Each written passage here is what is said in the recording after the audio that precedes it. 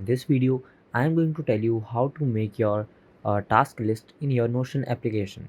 So first, you need to open your Notion application. Then you need to just log into your application.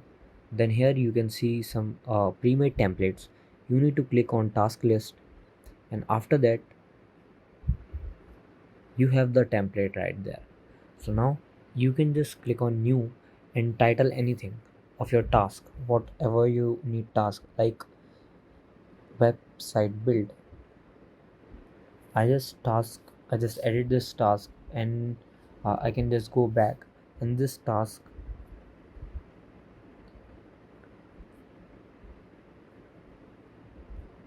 So you just need to click on to do and type any task here. Web web build. For example, I made this task like web build.